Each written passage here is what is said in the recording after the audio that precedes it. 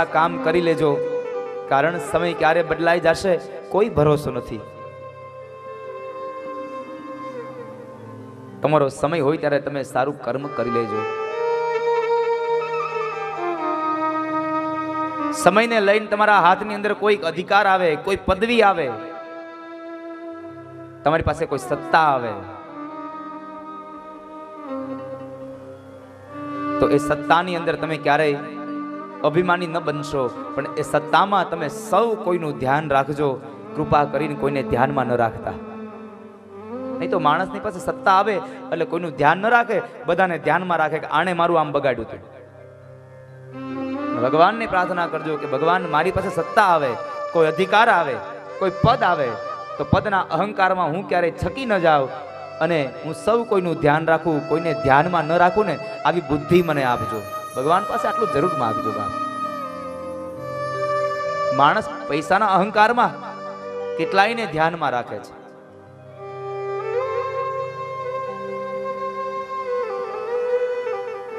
અર્જુને કહ્યું કે ભાઈ કૃષ્ણ નથી રહ્યા, અને એ સમયે પાંડવોએ પોતાના ઉત્તરાધિકારી એવા પરીક્ષિત મહારાજને રાજગાદી સોંપી દઈ અને હેમાળાના માર્ગે હાડ ગાળવા માટે નીકળી ગયા છે. જો કૃષ્ણ ન રહ્યા હોય તો હવે આપણાથી ન રહેવાય. 5 પાંડવો, માતા કુંતા અને દ્રૌપદી, આ 7 વ્યક્તિઓ હેમાળાના માર્ગે હાડ ગાળવા માટે નીકળી ગયા છે.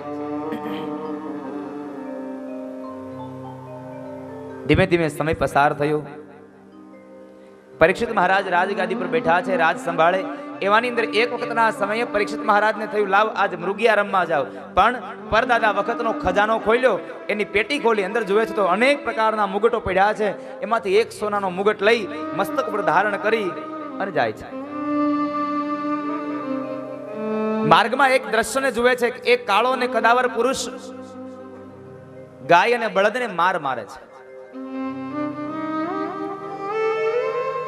પરીક્ષિત મહારાજ કહે છે મારા રાજ્યમાં મને પૂછ્યા વગર આ દંડ દેનાર કોણ છે? હું દંડ આપીશ તને. ત્યારે પેલો કાળો પુરુષ પરીક્ષિતના ચરણમાં આવીને કહે છે મહારાજ મને માફ કરો, હું આપના શરણે આવ્યો છું. ક્ષત્રિયનો ધર્મ છે શરણાગતિ આવે ને એને શરણાગતિ આપવી.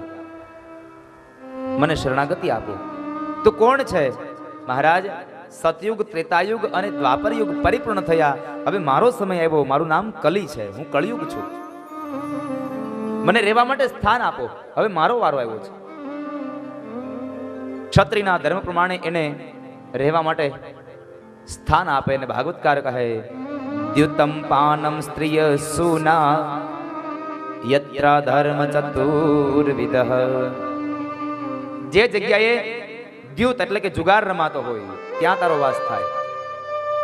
જે જગ્યાએ મદિરા પાન થાય છે ત્યાં તારો વાસ થાય. જુગાર રમાય, મદિરા પાન થાય, સ્ત્રીઓનો સંગ થાય, સ્ત્રીઓના શરીર વહેંચાય, ત્યાં તારો વાસ થાય. અને ચોથી વાત, જ્યાં કતલખાના છે ત્યાં તારો વાસ થાય.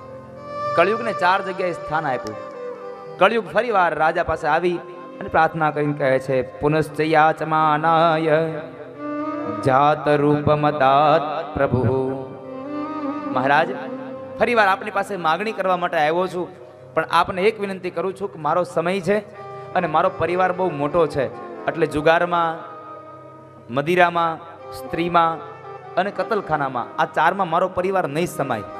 એક કામ કરો, એક સ્થાન હજી મને આપો, પણ કૃપા કરીને હવે સ્થાન સારું આપજો. પરીક્ષિત કહે છે કે જ્યાં અનિત્યથી મેળવેલું જે ધન છે, એનું જે સુવર્ણ કહેતા સોનું છે, એ સોનામાં તારો વાસ થાય. આ શબ્દો સાંભળ્યા અને એ જ સમયે કલિયાથી ઊભો થયો અને સીધો પરીક્ષિતના મસ્તકમાં બેઠો. કારણ પરીક્ષિતના માથામાં જે મુગટ છે એ અનિતિનો છે. ભીમસેને જરાસંઘને મારી અને મુગટ લીધો હતો, અને આ મુગટ જરાસંઘનો હતો. જરાસંઘે જેટલી સંપદા ભેગી કરી હતી બધી અનિતિની હતી. એટલે કળયુગ એમાં બેસી ગયો. ભગવાનને પ્રાર્થના કરજો કે ભગવાન અમારા ઘરની અંદર નીતિનું જેટલું આવે ને એટલામાં અમે ખુશ રહેશું, પણ અનિતિનું અમારા ઘરમાં કોઈ ન આવવા દેતા. કારણ અનિતિનું ઘરમાં આવશે ને તો નીતિનું પણ ઢસડીને લઈ જશે. માટે ભગવાનને પ્રાર્થના કરજો કે અમારા ઘરમાં અનિતિનું અનાજ ના આવે, કળયુગ ના આવે.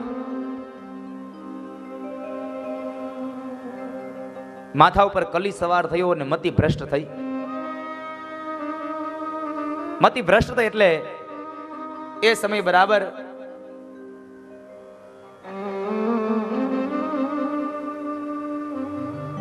પરીક્ષિત રાજા ત્યાંથી નીકળી અને શમીક ઋષિના આશ્રમમાં આવે છે. પણ આશ્રમની અંદર શમીક ઋષિ ધ્યાનમાં બેઠા છે, આંખો બંધ છે. એને ખબર નથી કે કોઈ રાજા આવ્યો છે, એટલે એની સ્વાગત વિધિ ન થઈ. એટલે પરીક્ષિતને અહંકાર આવ્યો કે હું રાજા આવ્યો તો મારું સ્વાગત ન થયું. એટલે એક સર્પ નીકળ્યો, એ સર્પને મારી અને ઋષિના ગળામાં પહેરાયો. પોતે ઘરે આવ્યો. આ બાજુ શમીક ઋષિના પુત્ર શૃંગીને ખબર પડી કે મારા પિતાશ્રીના ગળામાં કોઈકે મરેલો સાપ પહેરાવ્યો છે.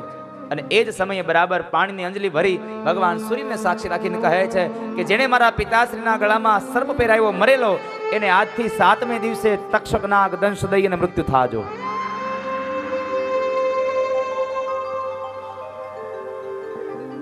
રાજાએ ઘરે આવીને જ્યાં મુગટ નીચે ઉતાર્યો, મતિ બ્રહ્મ થઈ. મારાથી ન થવાનું કર્મ થઈ ગયું.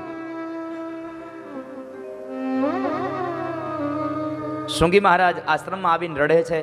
શમીકે આંખ ખોલીને કહે છે, બાળક કેમ રડે છે બેટા? તો કહે છે, પિતાશ્રી આપણા ગળાની અંદર, તમારા ગળામાં મરેલો સર્પ છે.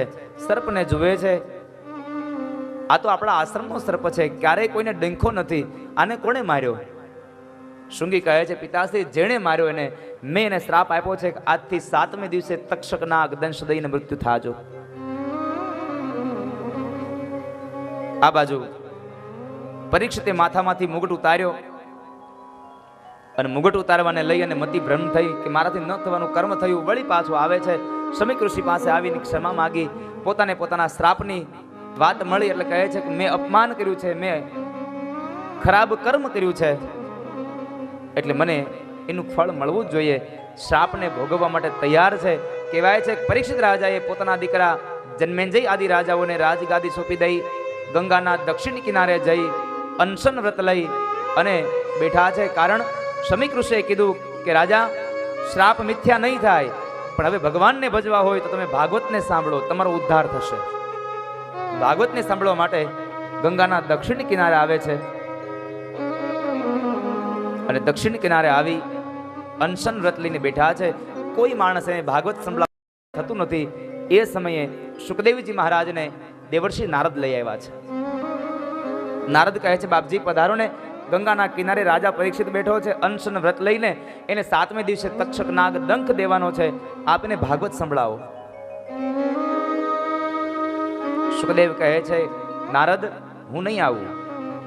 નારદ કહે છે, બાપજી તમે નહીં આવો તો એને ભાગવત કોણ સંભળાવશે? શ્રાપમાંથી કોણ એને મુક્તિ અપાવશે? સુખદેવજી કહે છે કે નારદ, મેં ક્યાં કીધું તું કોઈનું અપમાન કરે? મેં જરાય નતું કીધું કોઈનું અપમાન કરવાની વાત. અરે બાપજી, આપ તો દિવ્ય દ્રષ્ટા છો. જો તમે ઉદ્ધાર નહીં કરો તો આ જગતમાં કોણ ઉદ્ધાર કરશે? દેવર્ષિ નારદની પ્રાર્થનાને લઈ અને સુખદેવ આવ્યા છે. સુખદેવજી મહારાજ આવી ગંગાના કિનારે આવ્યા એટલે રાજા પરીક્ષિતે એના ચરણારવિંદને પખાડ્યા છે. સુખદેવજી મહારાજે પોતાનો વરદ હાથ પરીક્ષિત મહારાજના મસ્તક પર પધરાવી અને એને આશીર્વાદ આપ્યા છે. આશીર્વાદ આપી અને એ જગ્યાએ ભાગવતનો આરંભ કરે છે. ભવસાગર તરવાને માટે ભાગવતનું ભાથું સમજાવે. સદગુરુ મળ્યા છે.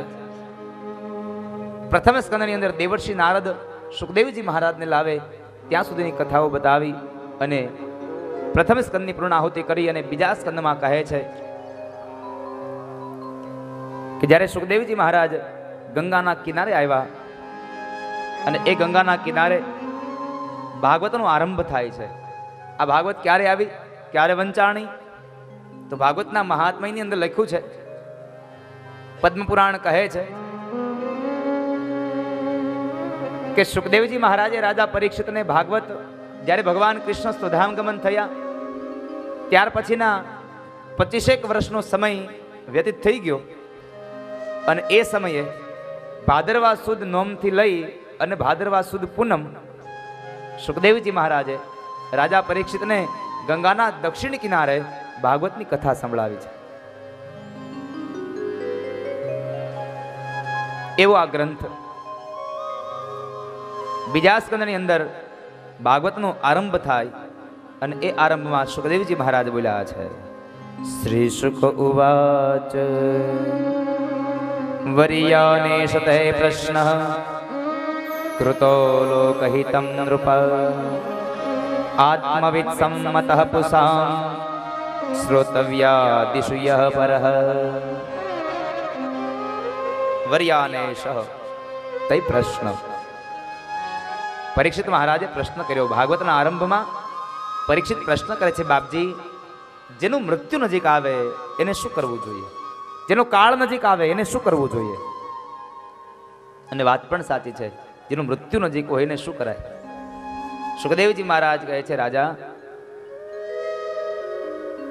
તમારો પ્રશ્ન શ્રેષ્ઠ છે. જેનું મૃત્યુ, જેનો કાળ નજીક આવે એ માણસે શું કરવું જોઈએ? માણસે કંઈક કરવું જોઈએ.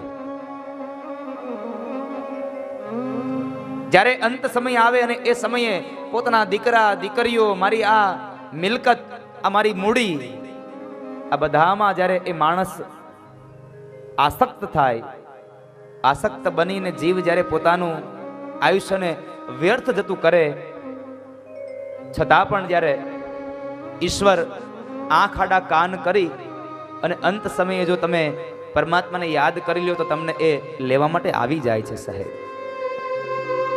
માણસ બધામાં, માણસની અંદર જ્ઞાન પડ્યું છે, પણ માણસ જ્ઞાનને જગાડતો નથી.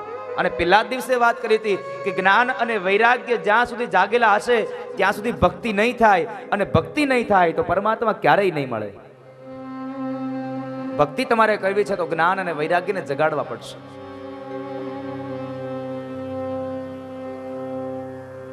તમારે એ ભક્તિ કરવા માટે જ્ઞાનને જગાડવું પડશે. જ્ઞાન જાગશે એટલે વૈરાગ્ય લાગશે, અને વૈરાગ્ય લાગે એટલે ભક્તિ થાય, અને જે માણસને ભક્તિ થાય એ માણસ ઈશ્વરનું પ્રયાણ કરે, ઈશ્વરને મળે છે. સાહેબ, બધાની અંદર જ્ઞાન છે.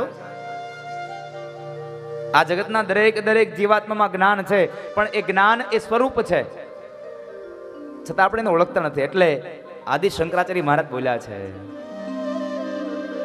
અહમ નિર્વિકલ્પો નિરાકાર રૂપો વિભુર્વ્યાપ્ય સર્વત્ર સર્વેન્દ્રિયાણામ